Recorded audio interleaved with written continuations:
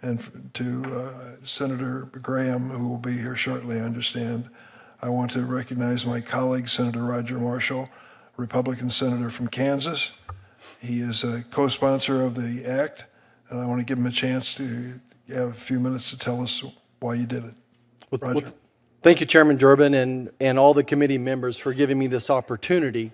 Swipe fees are inflation multipliers. Let me say that again. Swipe fees are inflation multipliers. Now, I'm honored to join this committee to fight for hardworking Americans and Main Street businesses across America.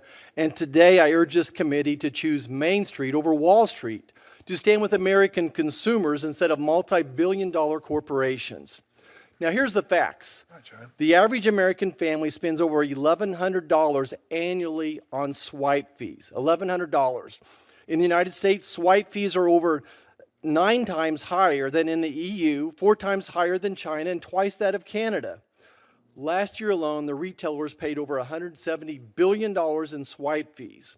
For small businesses, these fees are second only to labor cost, often exceeding utilities or even healthcare expenses for their employees. Meanwhile, the average credit card interest rate has soared to 24%.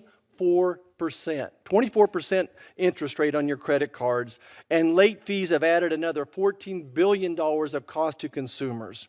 When it's all said and done, for retailers and consumers, together the cost is almost $300 billion annually, which amounts to over $2,200 per family.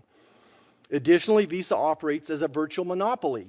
At least that's what the DOJ is accusing them of, working in tandem with MasterCard, partnering with a number of Wall Street mega banks, and thus controlling over 80% of the market.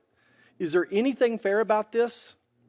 Now, there are some misconceptions being spread by opponents of this legislation, and I'd like to set the record straight.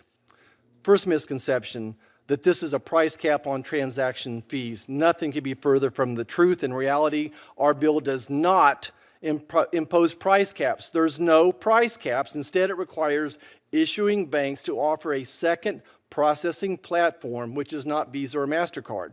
This is going to create competition in the market, which is currently dominated by Visa and MasterCard. Increased competition will reduce costs, which will then be passed on to consumers. Misconception number 2. The legislation compromises security. The opposite is actually true. Our bill increases security for the bank and the consumer. The issuing bank gets to choose the second processor. The issuing bank does, and they'll ensure that they'll select a reliable and secure platform. Additionally, we exclude platforms like China UnionPay and all other non-US based entities. Our bill will actually enhance security by encouraging the adoption of modern, cyber-safe systems, including end-to-end encryption. Misconception 3, this will harm small banks. As the chairman pointed out, we exempt lending institutions with assets under $100 billion, meaning only 30 of the largest financial institutions are affected. Only 30 institutions are affected. Misconception 4, rewards will disappear. In reality, everyone needs to realize that Visa and MasterCard don't issue the rewards. The banks issue the rewards, and it's a marketing game for them. Rewards programs are a tool banks use to attract customers. That's not went away in other countries that have already adopted swipe fee reforms as well. Misconception number 5.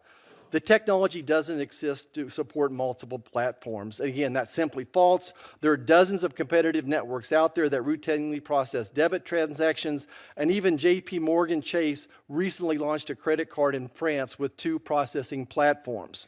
Now, a quick point. I'm especially grateful for this committee allowing the topic to be debated today. We've repeatedly asked, in fact, begged the Banking Committee to hold a hearing, and they haven't answered our request, and I'll let you all decide why.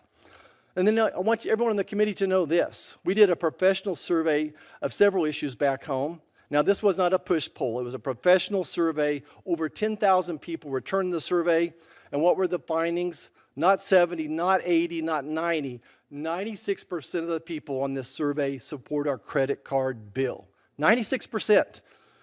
And I have to add, when the opponents of this bill have spent over $80 million attacking myself and the chairman and this bill, that's over twice what was spent against me in a Senate race.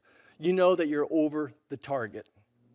Let's be clear, whether it's inflation or sales taxes, or in this case, swipe fees, when those go up, consumers ultimately pay the price. The retailers pass those expenses on to consumers. It's that simple. Now, kind of wrapping things up, at my heart, I'm a hands-off, free market capitalist. But capitalism without competition leads to unchecked greed, the exploitation of hardworking Americans, and the erosion of opportunity.